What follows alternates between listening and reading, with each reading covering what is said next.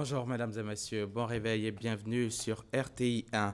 Le président de la République Alassane Ouattara a échangé hier lundi au palais présidentiel avec le Premier ministre français Manuel Valls. Entretien qui s'inscrit dans le cadre d'une visite que le Premier ministre français effectue dans 3 pays de l'Afrique de l'Ouest, à savoir le Togo, le Ghana et la Côte d'Ivoire. Manuel Valls et le chef de l'État ont saisi l'occasion pour saluer la coopération toujours au beau fixe entre la France et la Côte d'Ivoire. Jérôme Kofi Abola. La coopération axée sur les ressources humaines, la langue, la culture et le développement économique ainsi que la sécurité pour faire bloc au terrorisme. Tels sont les éléments basiques sur lesquels la France et la Côte d'Ivoire entendent désormais mettre l'accent dans le cadre de leurs relations. Au cours d'un échange ce lundi entre le Premier ministre français Manuel Valls, en visite dans la sous-région ouest africaine, et le chef de l'État ivoirien Alassane Ouattara, les deux personnalités se sont félicitées quant à la volonté et la détermination des deux pays à toujours mutualiser les efforts pour le renforcement de la coopération franco-ivoirienne. Vous connaissez les relations privilégiées entre la France et la Côte d'Ivoire et tout le soutien apporté par la République française à la République de Côte d'Ivoire. Le Premier ministre Manuel Valls est un ami à nous et également un ami de la Côte d'Ivoire. Nous avons été visés, la Côte d'Ivoire et la France, par le terrorisme et nous faisons face ensemble en matière d'engagement de nos armées, de nos services, de nos polices et de nos gendarmeries, parce que c'est essentiel pour la protection de nos concitoyens et puis évidemment pour le développement économique. Mais il y a quelque chose de beaucoup plus important encore, c'est la coopération humaine, les échanges humains. C'est vrai sur la langue, c'est vrai sur la culture. C'est ça qui doit caractériser la relation entre la Côte d'Ivoire et la France, cette relation humaine, chaleureuse, fraternelle. Après ce tête-à-tête entre Manuel Valls et le président Alassane Ouattara, un toast a été offert en l'honneur du Premier ministre français. À cette occasion, il a été distingué par son homologue ivoirien Daniel Kablan-Duncan. Manuel Valls a été élevé à la dignité de grand officier de l'Ordre national de la République de Côte d'Ivoire. Pour lui, c'est la marque de l'amitié profonde entre la France et la Côte d'Ivoire. Cette distinction, elle est bien sûr pour moi, et j'en suis conscient, et particulièrement touché et ému, moi qui aime l'Afrique et tout particulièrement la Côte d'Ivoire. Mais c'est une distinction d'abord, bien sûr, pour la France, pour les Français, et une nouvelle fois un signe de l'amitié entre nos deux pays. Le président de la République, Alassane Ouattara, a également saisi cette occasion pour revenir sur le sens du référendum en vue de l'avènement de la Troisième République. Monsieur le Premier ministre, votre visite intervient à un moment important de l'histoire de la Côte d'Ivoire. En effet, dimanche 30 octobre 2016, le peuple ivoirien a voté pour une nouvelle constitution. Et cette nouvelle constitution traduit notre volonté de doter notre pays d'institutions fortes, modernes, et aussi de garantir durablement la paix et la stabilité dans les années à venir, notamment pour les générations à venir. Cette nouvelle constitution, quand elle sera promulguée, j'espère que cela donnera lieu à la Troisième République de la Côte d'Ivoire. Ce sera une réelle opportunité pour nous de tourner la page des crises que nous avons vécues. C'est la deuxième fois en l'espace de 3 ans que Manuel Valls vient en Côte d'Ivoire. Sa première visite sur les bords de la lagune Ébrié remonte en novembre 2013 et c'était en tant que ministre français de l'Intérieur. Lors de cette visite, il a été fait commandeur de l'Ordre national ivoirien.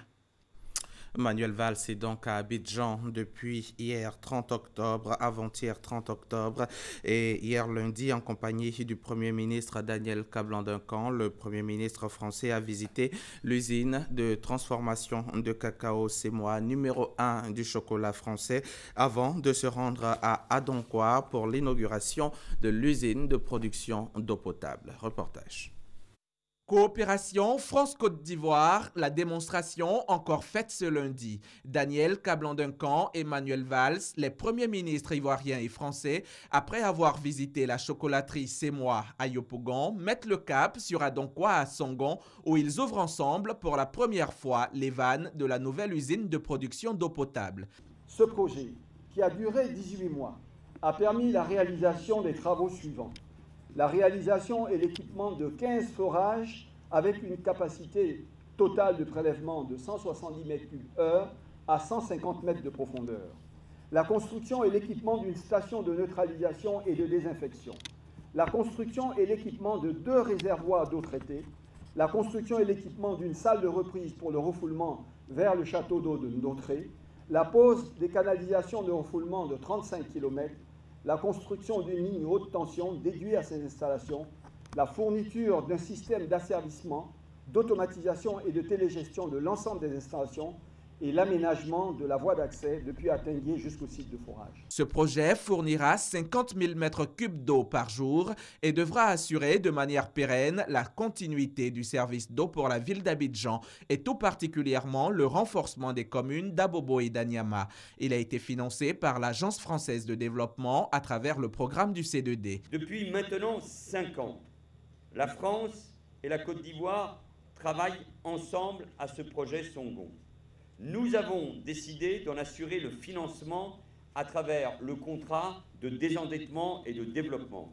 À chaque fois que la Côte d'Ivoire a besoin de la France, c'est notre vocation d'être là à vos côtés. Dans un vrai partenariat gagnant-gagnant, respectueux de chacun. C'est vrai dans le domaine de la coopération militaire ou sécuritaire, c'est vrai aussi, bien sûr, dans le domaine économique. L'usine de traitement d'Andokwa s'inscrit, on l'a dit tout à l'heure, dans le 3e des 5 axes prioritaires de l'action du président de la République, son Excellence M. Alassane Ouattara, dans le plan quinquennal 2016-2020, d'un montant de 30 000 milliards de francs CFA, soit autour de 45,6 milliards d'euros, et qui porte sur l'amélioration des conditions de vie des populations. Elle va, à n'en point douter, avoir un impact considérable sur la vie de nos populations. Il est utile de rappeler à cet égard qu'au moment de l'accession du président Alassane Ouattara à la magistrature suprême en mai 2011, la situation de l'eau potable était particulièrement préoccupante, avec un déficit de 30% à Abidjan et 50% dans les villes de l'intérieur du pays. Aussi, le président Alassane Ouattara a-t-il fixé l'objectif de l'eau potable pour tous comme l'une des priorités du gouvernement. Ainsi ont vu le jour les usines de production d'eau potable de Niangon 2, de Bonois 1, l'usine Badea Nord-Est de Bembresso, le château d'eau de Ndotré, l'extension et le renforcement de Yopougon, Port-Boué et Koumassi.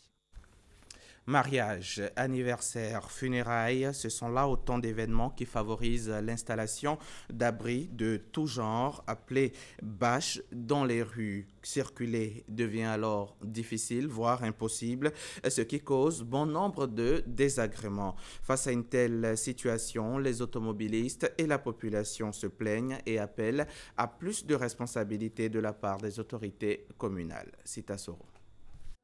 À Djamé, quartier Bonfora dimanche matin, jour d'emplette pour Yacouba Fofana. Mais ce dimanche encore, comme tous les autres, ses courses, il les fera à pied ou en taxi. Depuis quelques années où il y réside, sorti de son quartier en voiture, est devenu quasiment impossible pour lui. Les bâches installées anarchiquement l'y empêchent. À votre réveil, vous ne pouvez ni sortir à gauche ni à droite. Et c'est des négociations à n'en point fini. Et souvent, quand ils sont déjà installés, là, on ne peut plus rien faire. Soit vous attendez à ce que la manifestation finisse, et même quand bien même que ça finit, ils ne vont pas se lever, ils vont passer toute la journée, ainsi de suite. Mais c'est toujours c'est source de conflits. À l'instar du quartier Bonfora, c'est toute la commune d'Adjamé qui est touchée par le phénomène des bâches installées dans le désordre. Une situation normale au dire des uns et des autres. Bon, c'est un coin de retrouvage des jeunes. C'est pour cela, tous les dimanches, nous sommes là. On s'amuse, on se retrouve pour faire la joie. S'il n'y a pas parlé, il n'y a pas d'autorité qui va venir pour dire non, pourquoi vous êtes en train de faire ça, pourquoi vous êtes en train de faire ça. Le maire c'est un homme, il est très gentil avec nous. Il ne nous donne pas la permission de nous installer, si tu vois. Le quartier même, il n'y a pas d'espace. Il n'y a pas un coin pour qu'on s'amuse, si tu vois. Mais c'est nous, on se force pour retrouver un coin pour s'asseoir, pour s'amuser. Après Adjamé, direction Atekoubé. Même constat. Une bâche en pleine rue, de la musique, les festivités vont bon train. Il s'agit en fait d'un mariage. J'en ai un frère qui se marie, donc nous sommes là pour le mariage. Il n'y a jamais eu de problème. On vient, on s'installe, on fait ce qu'on veut, puis après on s'en va. Non loin de là, Un usager stoppé dans son élan par cette installation. Il se donne à une manœuvre interminable pour rebousser chemin. Que de désagréments pour les usagers.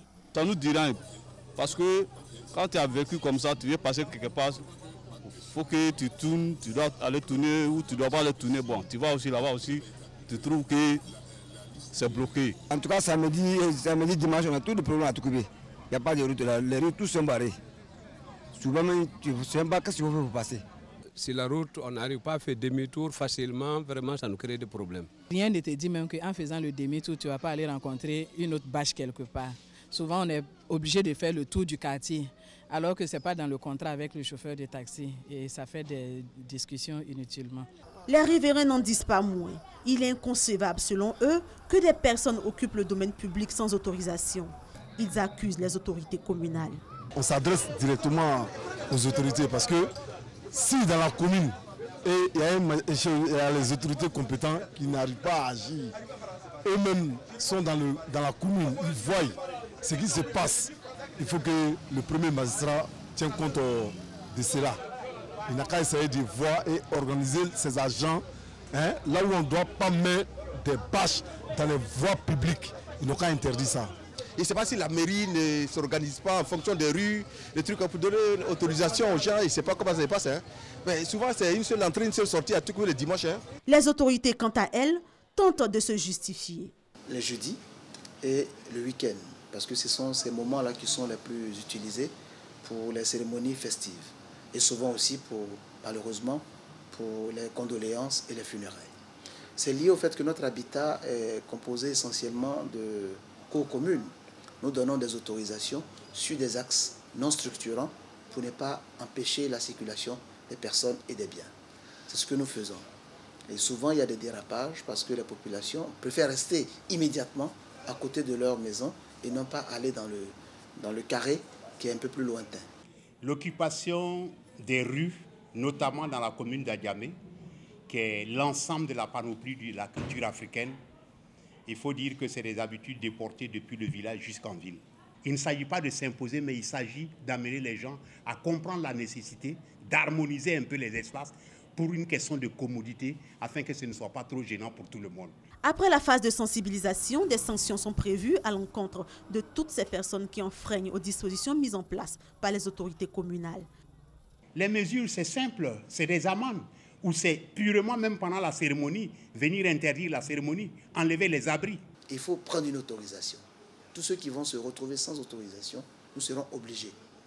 Nous serons obligés non seulement de mettre en fourrière les abris et bâches qui ont servi à créer cette nuisance, nous allons saisir les appareils qui font les nuisances et nous allons aussi mettre une pénalité pour tous les opérateurs économiques qui, sans tenir compte de nos instructions, barrent les rues de façon anarchique.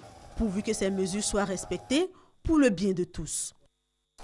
Et puis au Bénin, l'homme d'affaires Sébastien Ajavon, principal importateur de volailles congelées, qui est arrivé 3e de la présidentielle de mars, a passé sa 4e nuit en garde à vue à la gendarmerie de Cotonou.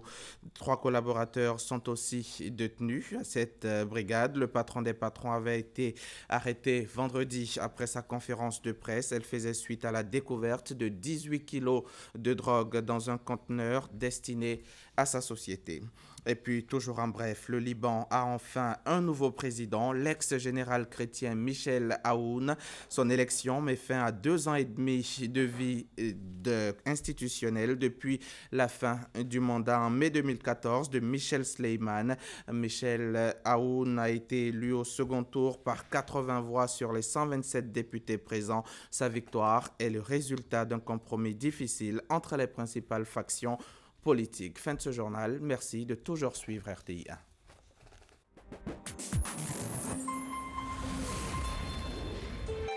1. RTI 1, la chaîne qui rassemble.